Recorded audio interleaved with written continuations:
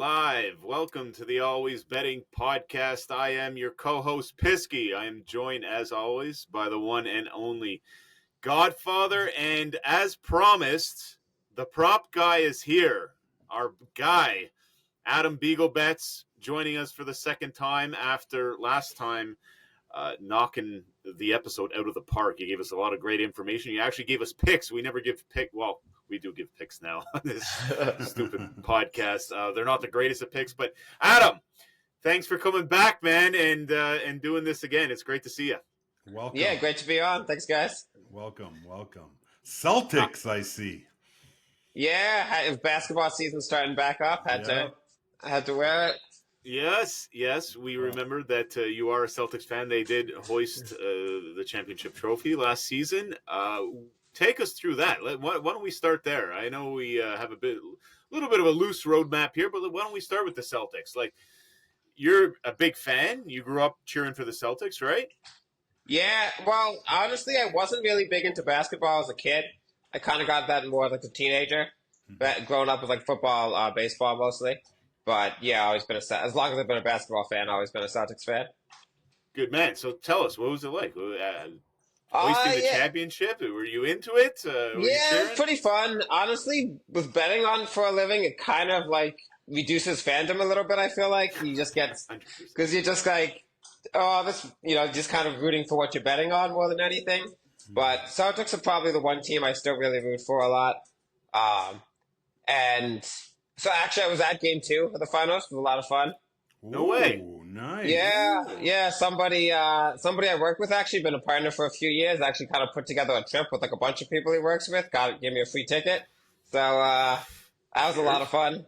Yeah, that's amazing. Did they win that game? I don't even remember. Yeah, they did. It was a pretty good game. Kind of wasn't super tight at the end, but it was a good game. It wasn't like a blowout, so it was a good one to be at. Good stuff. Did you have a lot of props in the game? Yeah, had a fair amount. By the time you get down to the finals, there's only like one game, so it's slowing down. You're not finding as many as you'd be getting maybe but still betting there. Cool. But yeah, it was a lot of fun when they won. It a little bit of wasn't the most exciting playoffs. I'm just trying to be objective. There was like a lot of injuries, a lot of series that weren't that close. But anytime you win, right, it's you got to be happy with that. They only ask how many, not how. Exactly. You asked before we hit live, Adam, if we are Raptors fans. We're up here in Toronto, and the honest answer is like I can basically piggyback on your answer. Do I cry when the Raptors lose? Absolutely not. But when they did hoist in 2019, did I dress up like a giant T-Rex and parade the streets of Toronto? Yes, I did. Yes, he did. You must have been popular walking the streets. So the way I the news, I believe. There was some clips on the news, and I live right in the downtown core. So if anyone's from Toronto listening to this, I lived at Adelaide and John. So we started at John Street, and we didn't make it to University, which is 2 blocks over. Because people, I've never taken so many pictures in my life, right? I felt like Drake that night, honest to God. And it was actually dangerous to proceed further because everyone kept saying, we want to carry. It was me and my buddy. Shout out to Chuggy because he was with me. He was also in a dinosaur costume. Yeah. And people were getting stupid. They wanted to parade us, like mosh pit style. And I'm like, are you guys crazy? Like, I can't see out of this thing. And I am legit a 7-foot tall, inflated Tyrannosaurus Rex. Great night though, man. We had a lot of fun doing it. So yeah, sounds like a good time. Yeah. Did you go out and do the parade or anything like that, or? No, I'm in New York, so that's right. A little. I went up just my parents are actually still in the Boston area, so I went up for just the night stay with them. But I was in New York when they won, so I didn't go to the parade or anything. Okay, cool. I gotta ask you, Adam, do you do any Knicks games when the Celtics come to town? So actually. Not usually. I actually just went to my first time in Madison Square Garden ever. This playoffs actually was actually a crazy game to be at. I think it was game 2 maybe against the Pacers. The game like Brunson got hurt. Oh. And the Knicks were way down, and then he came back at halftime, like almost like a sports movie, right? You see him comes back. Willis Reed is coming back. Yeah. He comes back and he looked kind of bad. Kind of assumed he was done, and then all of you get in your beer at halftime, and all of a sudden you see him coming back onto the court. Gotcha. Crowd goes crazy at halftime. So I was actually. I mean, I don't root for the Knicks. I'm a Celtics fan, but I'm local here now. Like, I don't mind if they do well, as long as it's not against the Celtics. Let's face it. The league is a better place when the Knicks are a contender. We can say that no matter what.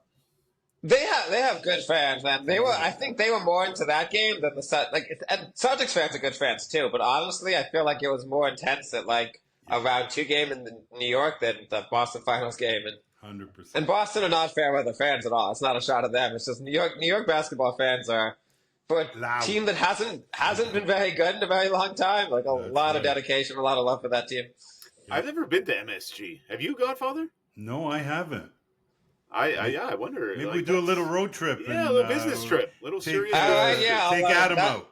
That'd be great. I would love to go to a game with you guys. I've been outside it many times before, but it was my first time going in for a game. Nice. Yeah, it's like a cathedral. There's so much history there. The Knicks actually just made a pretty big trade. What's Adam's opinion on that? Who won that? I actually think it was a small win for both teams. I'd agree. I mean, the Knicks needed a 5. The Minnesota already had 3 5s. So positionally, I thought it was a bit of an upgrade. Made a little bit of sense for both teams. And then I also thought on talent, the Knicks got a little bit better, but Towns' contract isn't very good, and I think the Knicks are just in more of a position to pay it. So correct. But, when do New York fans of any sport actually bemoan something? Come on. yeah, it's unusual to see a trade like that because most trades are like one team stinks, one team's good. You trade your good player for a bunch of picks. Yeah, and fire sale, correct. So it's a little unusual to see 2 teams actually lined over 50 games apiece for season wins to be trading quality players back and forth with each other. So I think if people aren't used to seeing a trade like that, it took a little they didn't really process it maybe, but big splash again. Everyone that's been following the podcast know that I don't really know sports at all. I'm firmly entrenched in the sports betting industry, but I don't know. So there was another trade that the Knicks made last season, and I heard a lot of rumblings saying that it was basically the same thing, that both teams won, and that was with the Raptors. Would you agree with that one? yeah, I think that was kind of interesting. That was actually another one kind of player for player, which you really don't see that many of as opposed to like a pick-dominated trade. But I thought that made sense for both teams. Raptors needed some younger players, they can take into the future. And Get the local boy home. Anunoby's definitely the best player in that deal, but he's a little bit older than the other ones, and quickly didn't have a great that much opportunity with Brunson there. So yeah, I thought that made sense. If I was Toronto, I might have prioritized going a little bit more pick heavy, but I saw what they were getting at too. I don't think it was a bad deal. This is refreshing hearing this stuff like this because we don't do this, right? The Godfather and I basically just argue all the time, but having someone come on that actually is deep into the numbers and the props and everything like that, it's actually kind of refreshing. Don't you agree, Godfather? Yeah, sure, if you say so.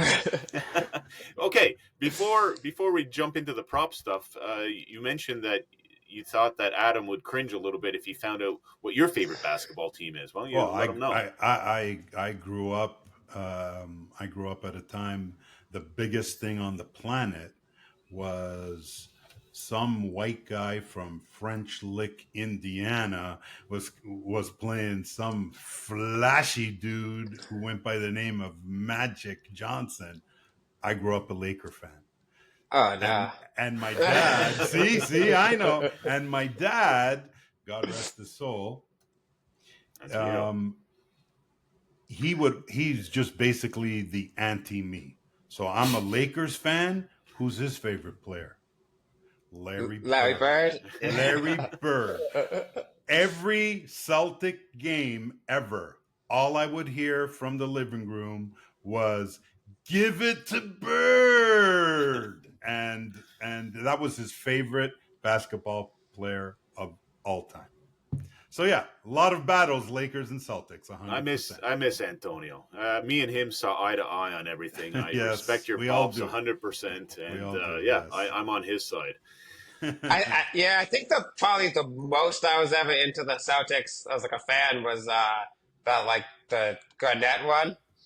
So that was a lot of fun. Those Lakers series, couple of years of that, and then against the Heat, although they're kind of running out of gas by the LeBron Heat days. But that 4 or 5 year run was a lot of fun with the Celtics, and obviously Kobe Gasol team was a worthy competitor there.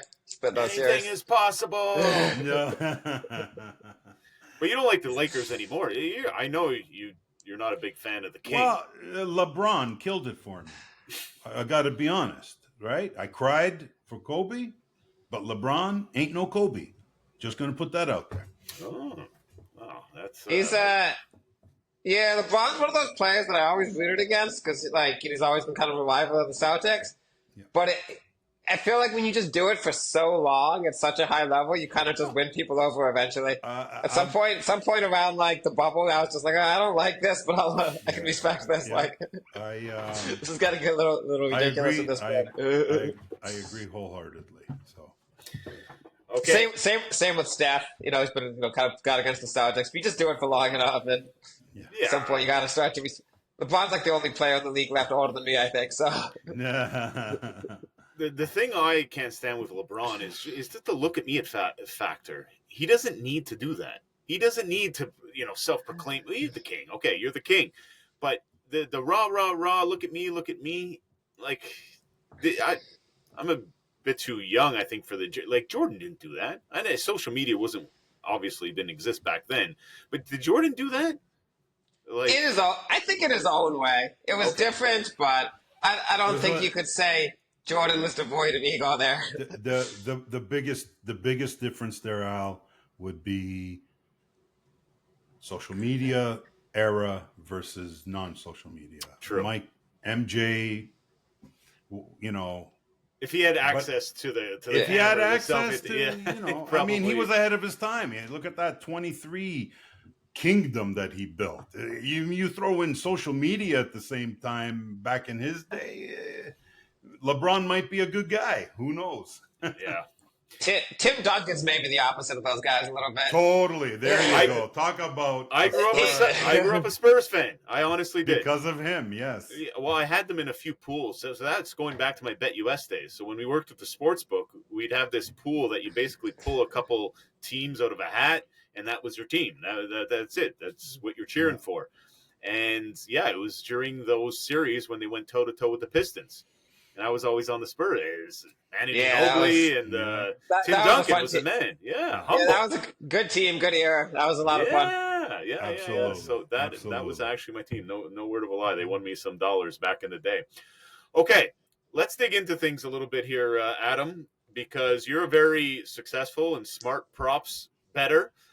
The Godfather and I, courtesy of our new friend out in Newfoundland, have been going at the props lately a little bit, and we're looking, as our listeners, we're looking for little tips and tricks with the NBA season coming up. We know that you prop guys do very well in the NBA, so what do you have for us? How do you prepare for the season coming?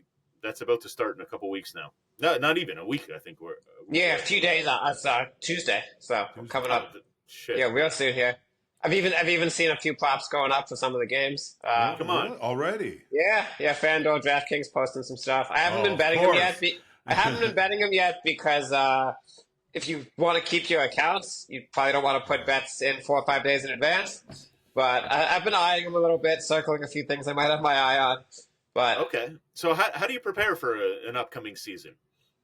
So my method's a little bit different than some people because I don't really have a model that I have to update or anything. It's really just I use historical stats and then just kind of manually scrolling through game logs and averages. But old school. We're trying to put a lot of context to it. So probably one of the best examples would be how you play with other players in and out of the lineup. So you might look at, say, Donovan Mitchell's assists per game last year, but Darius Garland missed a lot of games. So of course, he gets quite a bit more assists without. He's if anyone who doesn't know, he's the shooting guard for Cleveland, and Garland is the point guard. But Mitchell is a pretty capable creator. So when Garland's out, he takes on more point guard duties.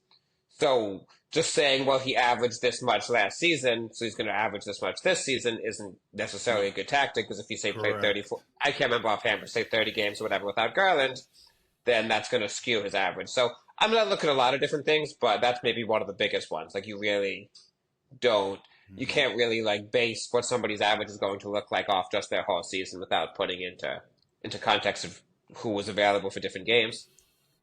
You know what this reminds me of, Godfather? And it kind of makes the hair on the back of my neck Mm. stand up a little bit. Oh You my remember God, here having to we go. set the odds for the OLG props? Yeah, I So do. Good yeah, times. Adam, we we had to make prop cards when we worked at the Lottery Corporation together. Every day we'd pick a game or two games or whatever, and we'd throw together stats. And yeah, trying to find the median and stuff like that. Again, we're not advanced like you are. It was a little bit of a nightmare because there were certain factors, like you just mentioned, where guys in and out of the lineup, and like, how do you weigh that? Like, I don't personally know how to do that. How would you weigh that? So it's a little bit art, a little bit science, I think, because you kind of need to know which players matter. So you take a player like Contavious Caldwell Pope, who just switched teams, and he's a good player, good defender, can make an open three, but he doesn't have the ball in his hands very much. He doesn't score a lot, doesn't get a lot of rebounds, doesn't get a lot of assists. So him being in or out of the lineup is maybe it hurts his team a little bit because he's a good player, good defender, but it's not really gonna. I wouldn't say that's like a big impact on other players' stats outside of the people who his minutes are going to. Of course, if the minutes are available, someone who gets his minutes, those guys are going to get more stats. Yeah. But say he was on Denver last year, so I don't think a player like Jamal Murray or Jokic is going to do better or worse because he's in or out of the lineup. He's just kind of like another guy. Yeah, he's totally ancillary for Right. sure. Yeah. So Whoever, would it's you, not like he's getting, right, I'm not replacing him in the lineup. It's going to be another NBA player who can score, also score 10 Sure. points a game or whatever. So it's kind of just like a like for maybe the guy will be a little bit worse defender, a little bit less reliable shooter, whatever. But basically, he's going to play a similar role to him. Compared to, say, if Jokic is out of the lineup, stats accumulated without Jokic is going to, you can almost, and then he's back in the lineup, it's almost like entirely meaningless. Like, oh, Jamal Murray averaged 30 points a game for 10 games. Like, okay, like, yeah, he didn't have Jokic. So you kind of need to know who the key players are, and key players in different stats. Like, you could be a high assist point guard, maybe not a star player, but you being out of the lineups, of course, still going to have an impact on passing and assists.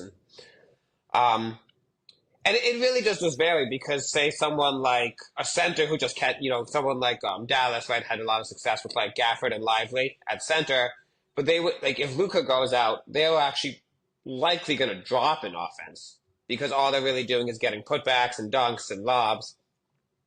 Versus someone like Kyrie Irving, probably going to go up a lot because he can make his own shot, and now all these possessions that used to go to Luka are now going to him. So there's no. And there's sites like StatMuse or Props.cash or different sites where you can filter and say like, really, you use that one, StatMuse? That oh yeah, I found that site to be like really kind of like oddball, just with all the graphics that they have. it can be odd, but it's just about kind of knowing to ask the right question. I mean, very valuable question. You just say, what were Donovan Mitchell's stats without Darius Garland last season? And it just spits out, his stat line filtered out for the games that Garland missed. So, there's tons of things that you can look on there that would be useless, but if you know what to ask the right questions, it's just, it's just data. I've used it before. Before. Can we repeat the name of it? I'm not familiar with it, and I'm sure one a is lot of people watching. StatMuse is one. How do you spell it? MUSE? Yeah. Yes. StatMuse? Okay. And I think you get a few searches for free, but you have to pay if you want to do like a lot of searches. And there's another one to use like props.cash. You can filter stuff. You could look at only first quarter stats or things like that. Okay. Good to know. Yes. How much does it cost that news if you have to do the subscription? Do you have an idea? I Ballpark? can't remember. I guess maybe 10 to 20 a month. I'm not sure offhand. Okay. Certainly if you're betting seriously at all, worth it. But I mean, if you're just doing it totally for fun, maybe not worth it. But yeah, maybe it's not like one of these like $500 spank odds kind of subscriptions or something. It's okay. That's what I was going for. Yeah, I would use it to dominate my fantasy basketball team. I think one of my big breakthroughs actually betting. I was years ago before some of these sites existed. Actually, I had a partner who I used to work with a little bit, but not on the regular anymore. Who actually just made a private database basically for me, where you could search the same kind of stuff. Nice. Okay. So yeah, because that was a really kind of a key breakthrough, realizing like, hey, it doesn't matter if he averages 21 points a game over all games. You need to kind of filter out, which games are more relevant to the game you're looking at today. Very interesting. Now, do you think sportsbooks do this? Do they have something automated? Do they, or are they just sitting vulnerable? Thinking, Well, yes. I mean, yes and no, right? If Darius Garland's out, they're not going to just put Donovan Mitchell up at the same price. But the more uncertainty there is, the more opportunity there is for you. That's actually one topic I want to get into, right? So you guys may not realize it, but so do you guys bet on the coin toss for the Super Bowl? we have. We have, but Recreationally, not that I have an edge there, but yeah, I have in the past for sure. Right, so you say you don't have an edge, which is going to say is correct, but you're actually probably tremendous handicappers for the coin toss, right? 50% heads, 50% tails. You know the odds. Yeah. But you don't have an edge because the book knows the book knows the price just as well as you do.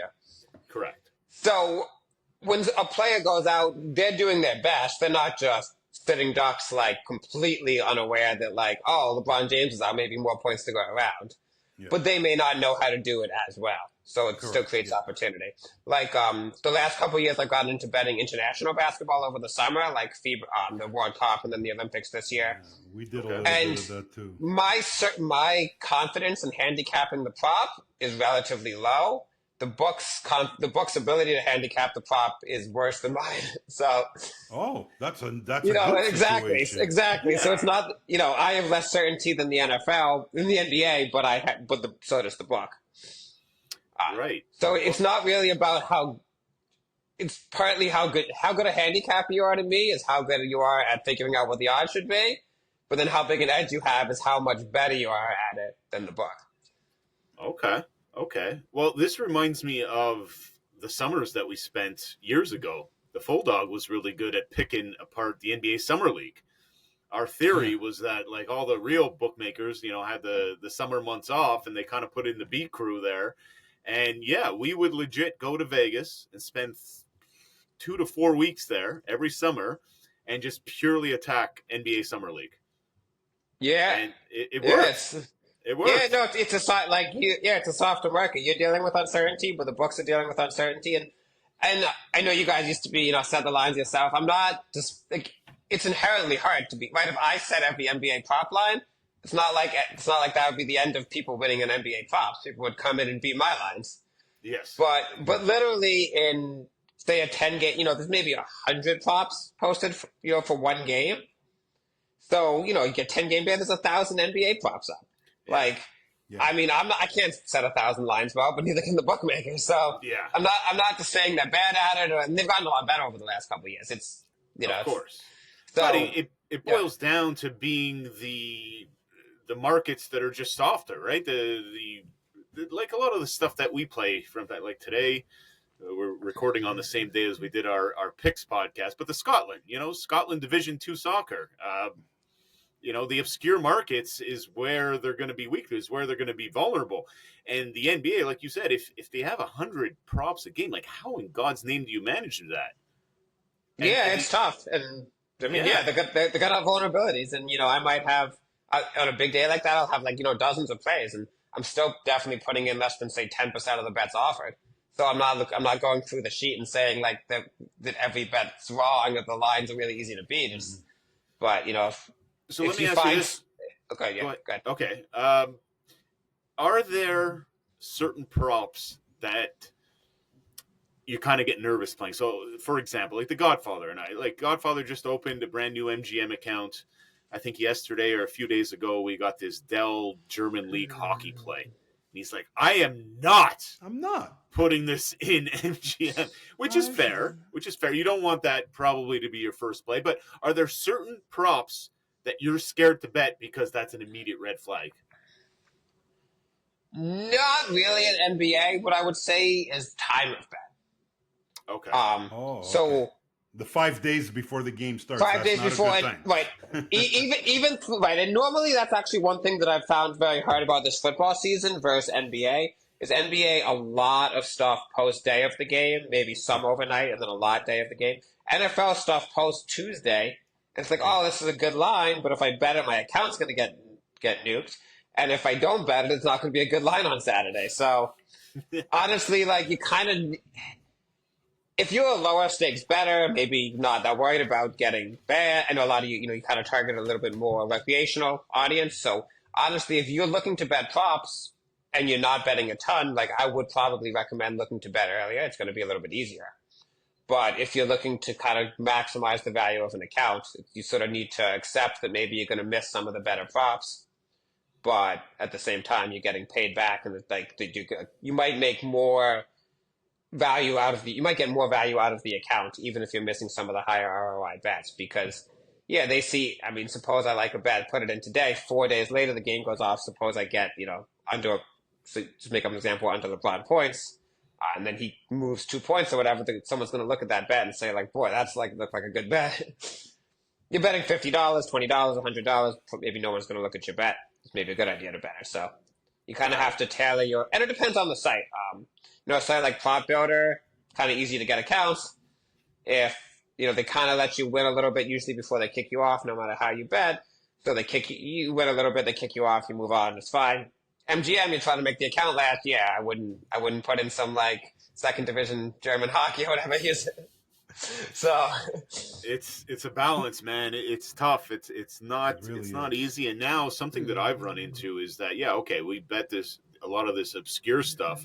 So when places are giving you $100 here, $150 here, it's kind of still worth it to have some money in there because they add up, right? If you have 10 places, well, there's your dime. But it's really tough. It's bad. It's like how low is too low, right? And usually, it's okay, $100, but sometimes you're like, well, what I'm dealing with some of the Canby books now, it's like, well, they give me 300 on, kind of popular stuff, but only 50 on some other things. So it's like, where do you draw that line? Where is it worth it to have it and not have it? I mean, it's the game within the game within the game that never seems to end. You were complaining about our friends, ex-employers, giving you $50 on a prop, but yet giving you a W600 on a second division Scottish soccer game. Like that doesn't seem normal to me. But then again, this whole racket is not normal. No, and this is a very good segue for my next question to you, Adam. Like, you're a prop guy.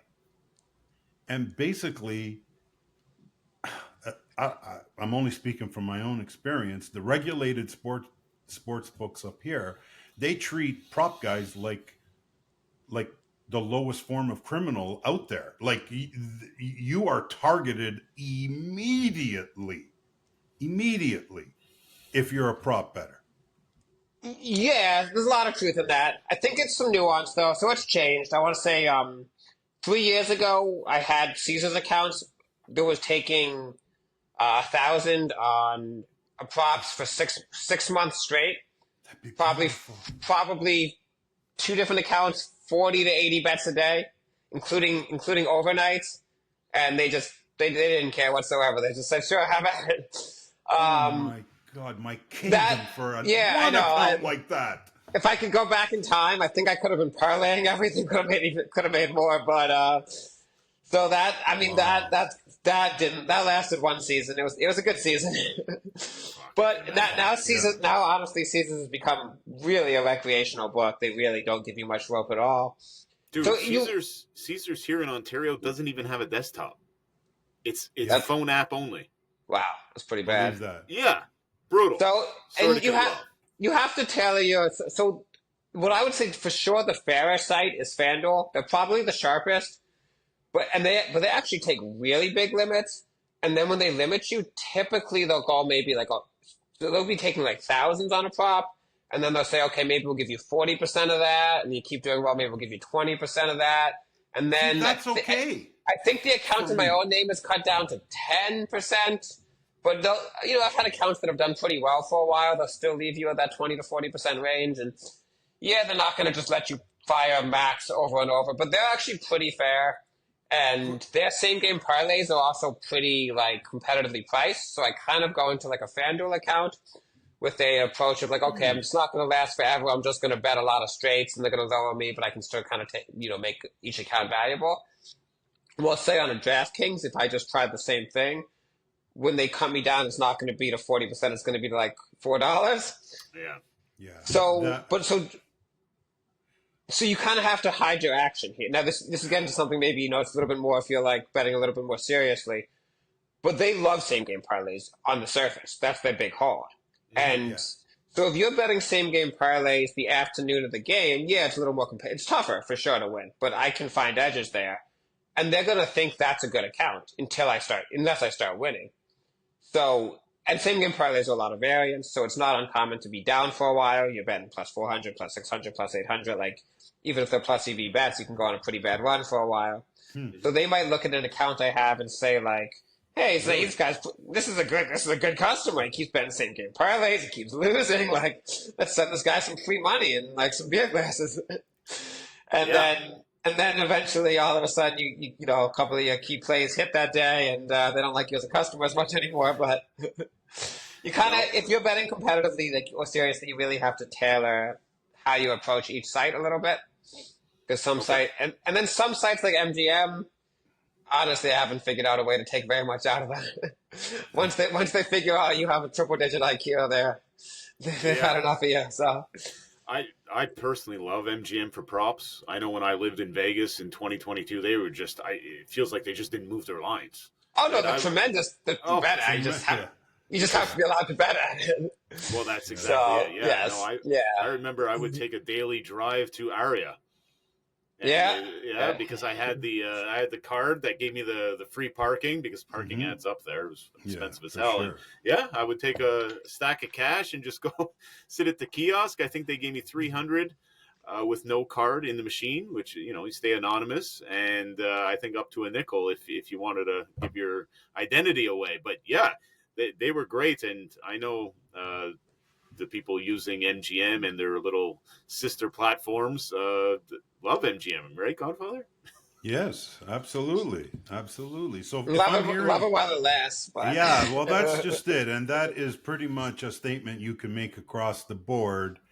Love it while it lasts. So if I'm hearing you right, Adam, you're definitely a proponent of priming an account. You just can't go in there blast away.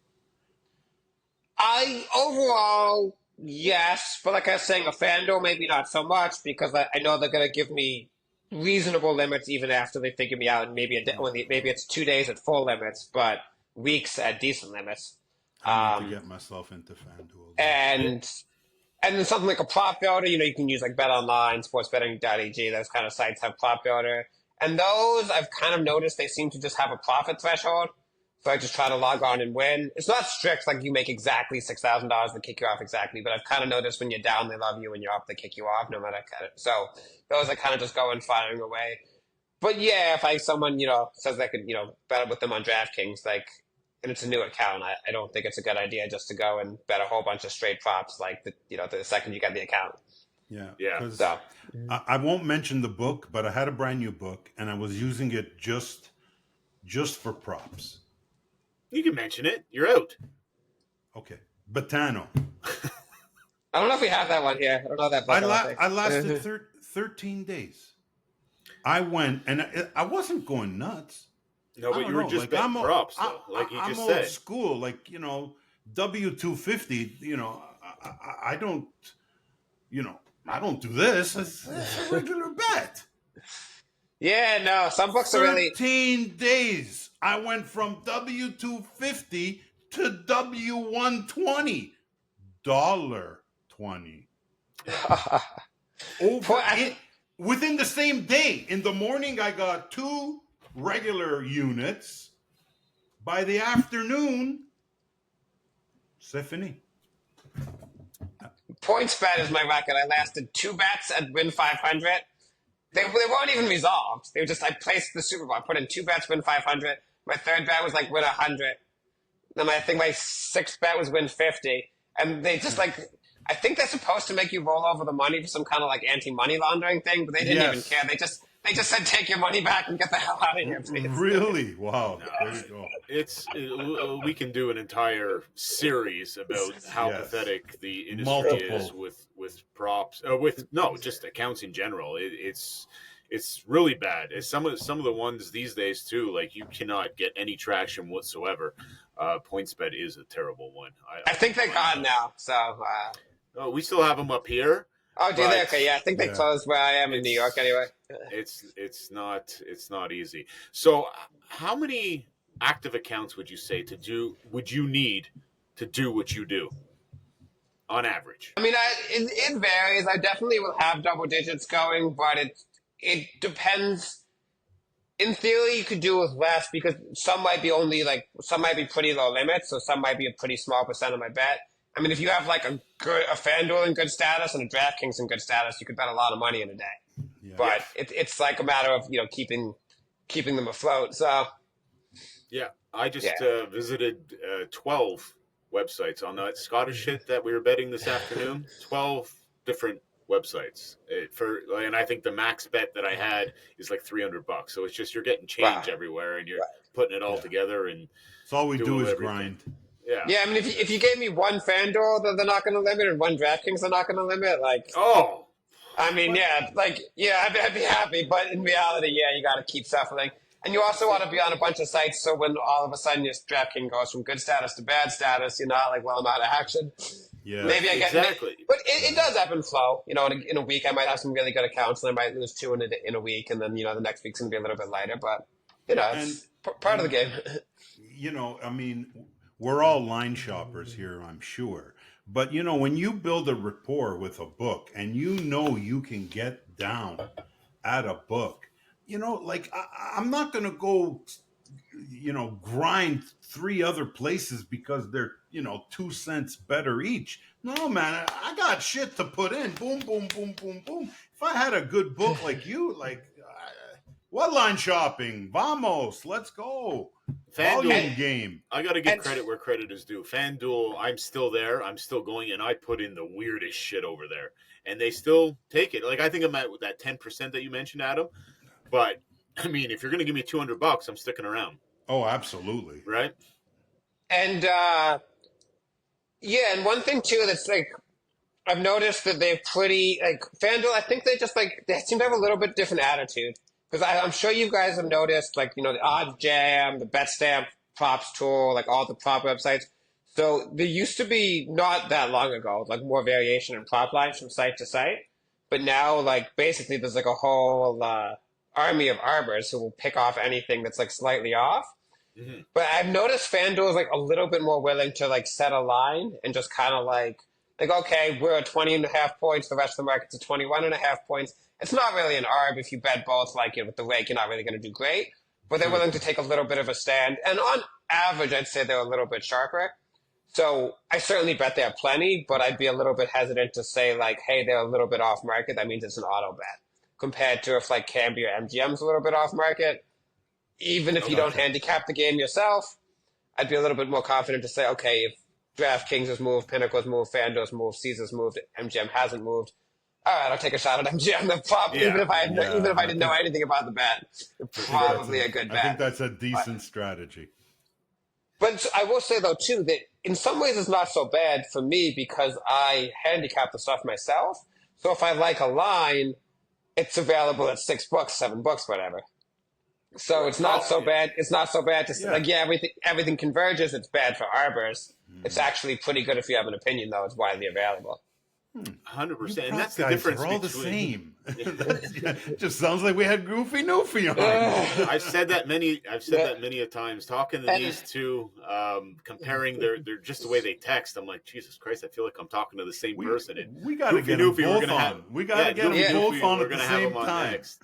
But and I wanted to get into a little bit too. I was saying say with FIBA basketball, like how I have a higher degree of uncertainty, but the books have. Sort of the book, so I actually would take that trade-off. It's kind of the same thing at the beginning of the season, a little bit less so, because these are still established players, have been in the league a long time, not like FIBA, where it's kind of like, they play so few games, there's a lot more variation, especially because, say, a lot of the NBA guys don't play the qualifying games. So you look at, Slovenian team stats, and all of a sudden they add Luka, and, okay, it's going to completely skew, how these guys do.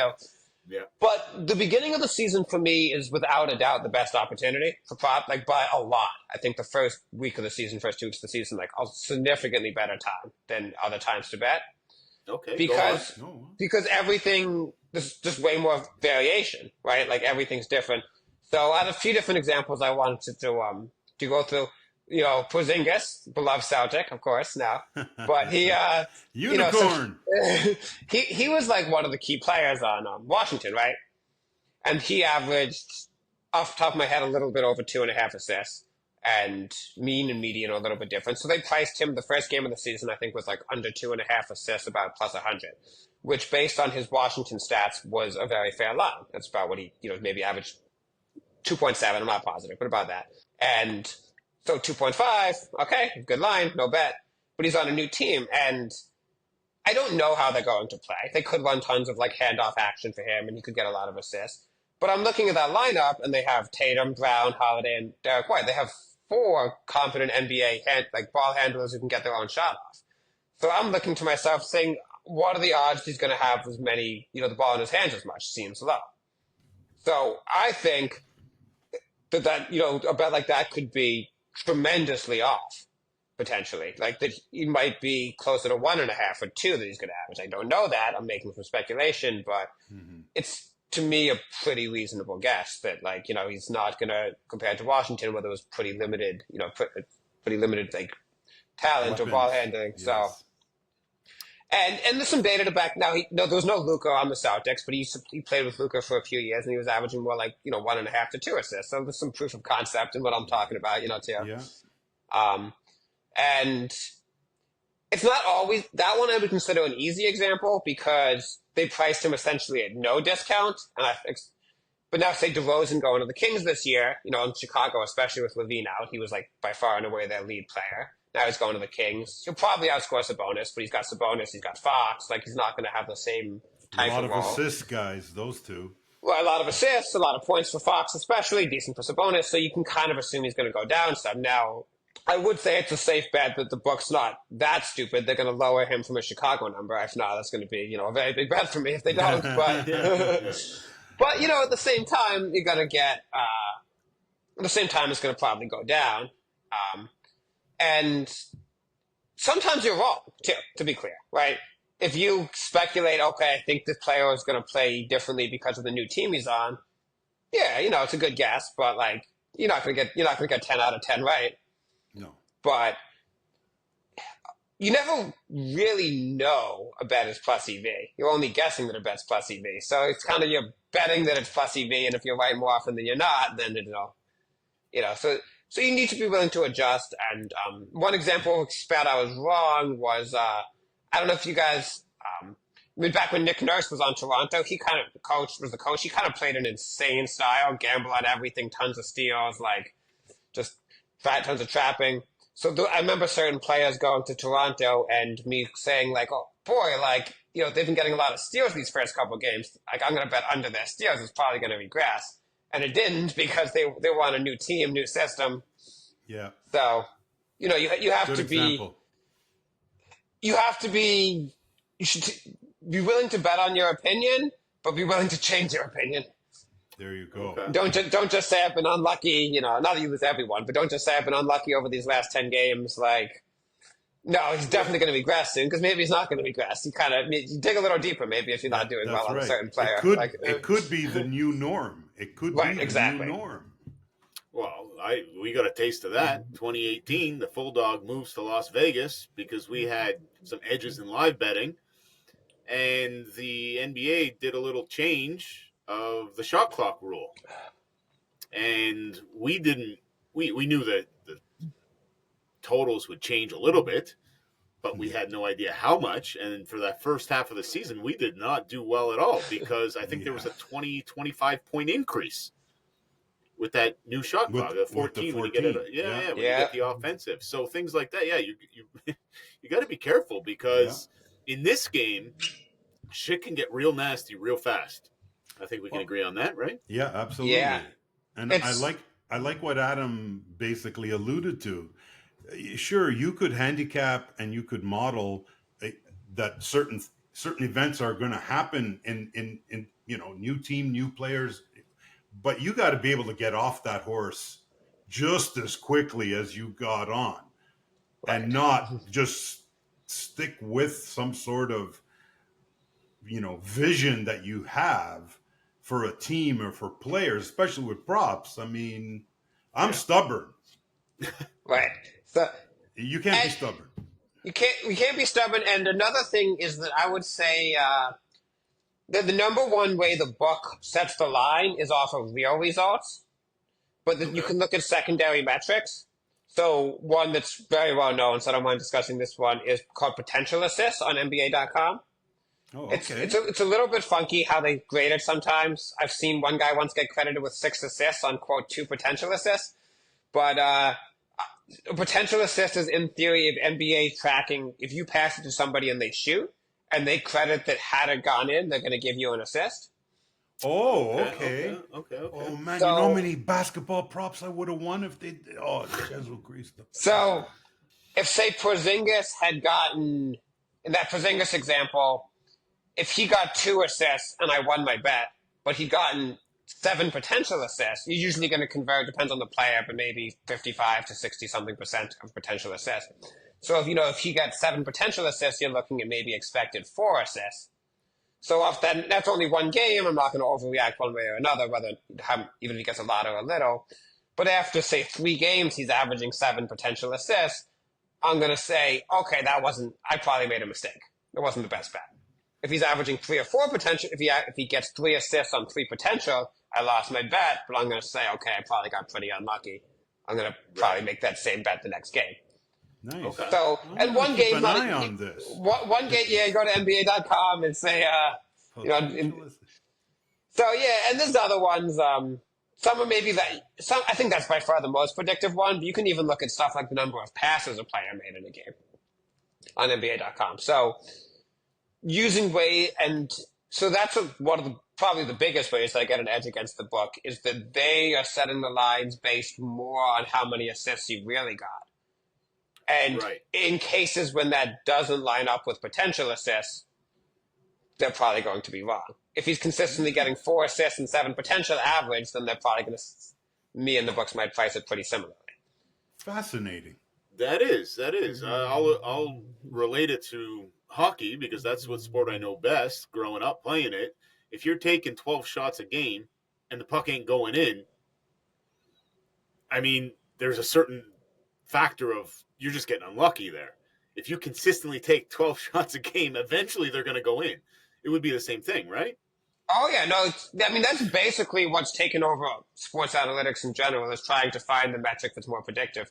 So in hockey, yeah, X scores, right, would be like how many teams your team should have scored, quote unquote, based on shots. Soccer, that's the big thing is X scores. I think soccer's maybe at least on a public level, some of the X scores aren't that good because like it gets a little funky, right? Like if you're offsides by a centimeter, then that doesn't get completely counted out. It's not like an X goal at all. Or if you're about to get a shot away and the defender toes it away from you the last second, that's 0 X goal. So hockey, you get a lot of shots, so maybe it works a little better. I'm sure Premier League teams and stuff are looking at it in a much more sophisticated way. I'm not saying it's impossible, but soccer's because there's less good scoring events, a little bit trickier. But even baseball, right? It used to be like, oh, this starter has a bad ERA, so it's but maybe you look at his Ks and his walks, and so it's kind of the same thing across every sport, honestly. It's really impressive how all these advanced analytics have really changed everything, the way we look at sports, right? It's even on the telecast and stuff like that. Could you imagine, Adam, doing what you do back in like 1994? I mean, not really. I don't know if you guys have heard of the book. It's called The Book. It was like I think 3 different baseball writers. Mitchell Lickman, I know was one of them. I forget the other two. But it's kind of like some of these ideas of like using early sabermetrics. And I know those guys were betting and absolutely destroying baseball in the 90s. And if you look at how simplistic what they were using was, you would laugh and say like these guys were making millions. Wow. But they were making millions against a market that was using nothing. So it's the same thing I was saying before. You might say it was an unsophisticated method, but it was cutting edge for 1995. Yeah. So it was very 100%. very sophisticated. And I honestly think a lot of people overdo what's necessary in sports betting. Like, I've made a pretty good living for myself in this industry, being strictly a top-down guy, right? Doing a lot of arbitrage and middling, and I think people underestimate that. And there's a lot of people that think that you got to be some sort of mathematical genius, bringing in all these different factors. Like, does it help? Yeah, I guess there's an argument to be made there, but is it 100% necessary? In my opinion, it isn't. I agree. And I think it just really depends how you want to bet. Like my approach, I really specialize in NBA, so I think knowing something really, really ins and outs is extremely useful.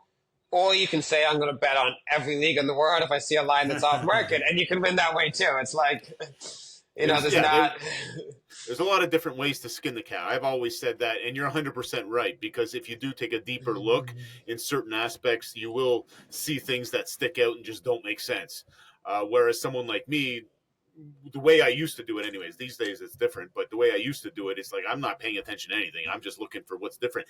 Now, Adam, you made us tweet the other day. I think it was yesterday, actually, and it caught my attention, and I want to ask you about it. Pinnacle being a source of truth for props. You said it is not in your tweet. Not necessarily the source of truth, I believe. So can we expand a little bit on that? Is Pinnacle, like, that's something that I've always looked at. I've always been a loser at Pinnacle, and I've always used them as a source of truth. Now, I know props are different because they don't take big pops on props. I think, usually it's like $500 to $700 max. But should I not be looking at Pinnacle at all? Is that what that tweet was saying? No, it's not that it's not looking at it. It was just, so the way that tweet was worded was that he was basically saying, here's Pinnacle price, DVIG Pinnacle, and then you get the fair line. And that's just, so Pinnacle, if you place, I think it maybe, with currency differences, Canada a little bit different, but US, I think it takes 500 US. And if you make one max bet, they will move the line. They can't move it all the way to an arb where you would just back and forth them, for infinity. But they'll move it like 95% of the way to an arb off of one bet. So yeah, maybe somebody liked to bet at minus 115, and off that one bet, now it moved to minus 142 plus 112 back on the other side. So yeah, they don't ban winners, so you do tend to get sharp people betting into those bets. But if one $500 bet moved it, 25, 30 cents, and now I'm saying, so there's one guy who had an opinion who bet $500 is like my sole source of like what the fair line should be. No, I mean, he's not the truth. It's not the truth. I don't think, to be honest, I don't think there's ever one buck for one market that's a sole source of truth. But if it's an EPL game 10 minutes before kickoff and they're taking tens and tens of thousands of dollars, I would tend to say they're a reasonably good source of truth. If you can find MGM arb against Pinnacle, that's probably enough for me to say that MGM bet is profitable. Yeah. If you can find a prop arb against Pinnacle because one guy bet $500, maybe it's not profitable. A little bit different, and I can actually expand on this. I actually have data on it that I'm willing to share. Last year, the Godfather and I, the way we would do props, so we would sprinkle in some props just to try and make our accounts look a little bit better. So what we would do is basically you go to Bookmaker, you go to Pinnacle, you see what's different than them, the sharp books, compared to all the recreational/predatory books. Our hold at the end of the year was like a 2%. Okay, so it was nothing. It was basically break even just to, again, give our accounts 2.8.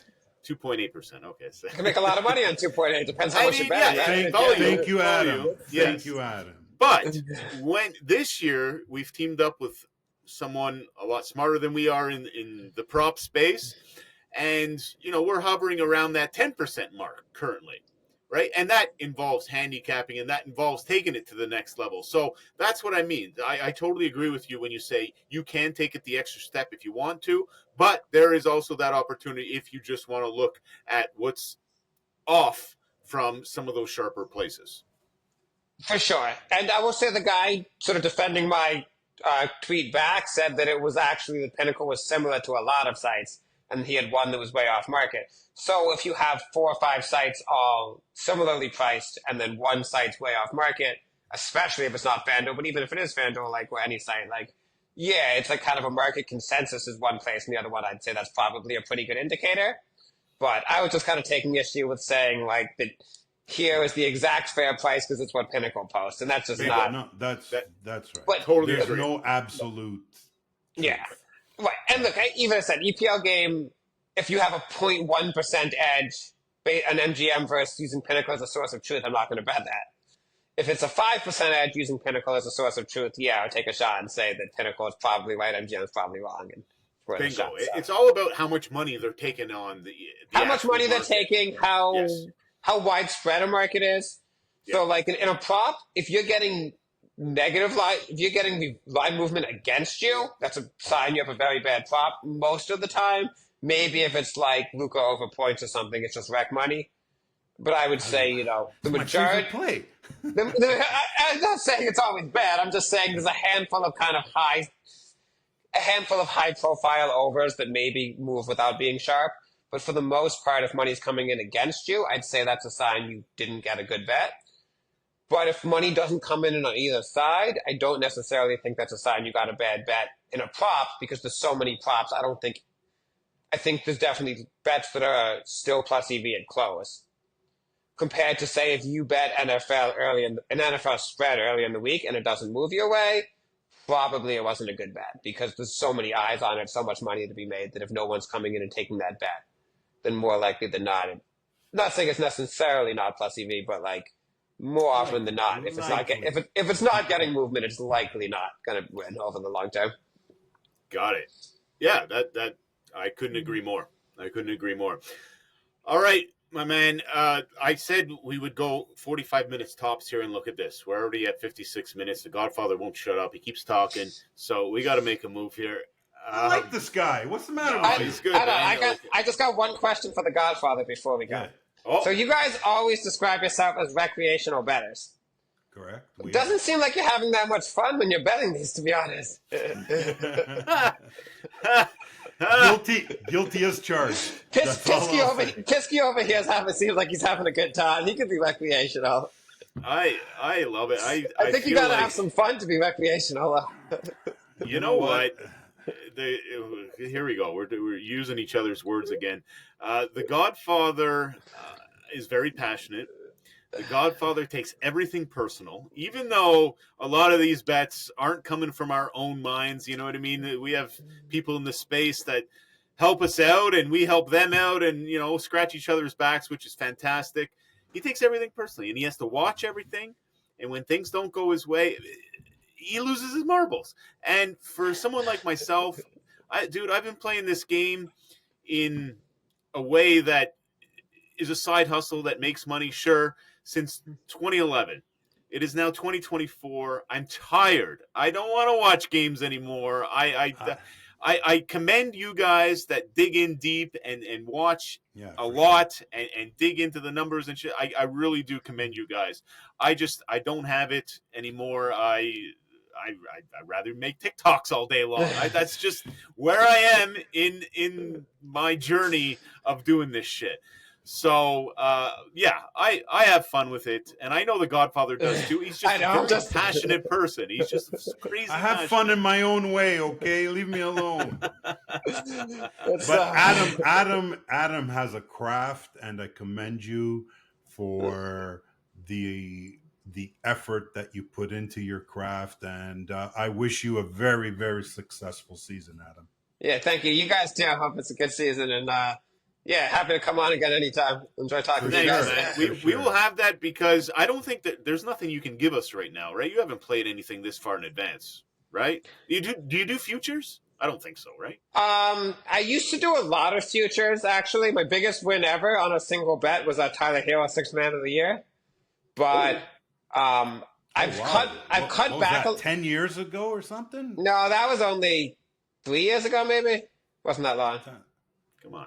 What the times, Godfather? Jesus. I think he's only in his 6th season or something now, something like that, 6th, 7th at most. I can't remember, but I've cut back a lot, kind of for the same reason I was saying about accounts, is that sites like the legal sites will post way before sites like Bookmaker typically, and then the actions, and then if you bet a season win and it moves 2 wins, like it's kind of just sitting in your account for 6 months, kind of like taunting. That's a problem with futures for sure. 100%. I bet some, but it's no longer really it used to be a bigger part of what I do. It's kind of maybe a little bit more recreational now at this point. The stuff I think is good, but even if I bet it like closer to the season at a little bit worse line, I don't mind. Like, I still think it's plus EV, and it's not going to get me such a bad. The book maybe likes the future bet a week before the season. They don't like a future bet in July, so Yeah, Good point. That's a very good point. So yeah, we will definitely have to have you on because you are undefeated on the Always Betting podcast. If you guys remember, Adam came on for our Super Bowl special and gave us, I think it was five winners. Four It was bets, I four. think. It was four. Okay. Look at it. Humble. I love it. And it was actually my first losing Super Bowl that I can remember. I just gave you guys the winners. That's the way it rolls. That's the way it rolls. Honestly, it's crazy. Even some of my buddies who I send picks sometimes too. They're like, give us something here, give us something there. I'll send them 3 or 4. Yeah, it's almost a guarantee that I'm going 1 and 3. Right? It doesn't matter what I send them, and then win on everything else. Yeah, it was the opposite. So I was happy. I ended up down, but that overtime was not kind to me. But I was happy I could give out some winners here at least. Yeah, that was a lot of fun. Again, we don't, because the volume is so much. It's like you're looking for. You really got to get lucky. In the grand scheme of things, if you bet them all, you're going to be up, no question. But when you only pick and choose, well, yeah, of course. I mean, it's tough. Small sample. But yes, thanks again for doing this, my man. It's always nice to come on here and teach us recreational bettors a thing or two. So we really appreciate your time. I hope you guys 100%. All enjoyed it. And yes, Goofy Newfie is next in terms of our prop guy lineup. So from the Godfather and I, thanks for doing this. Looking forward to hearing that one myself. Yes, absolutely. Right. And thank you guys. Yeah. All right, man. Continued success. Thank you. Cheers. Thanks, everyone. Yes.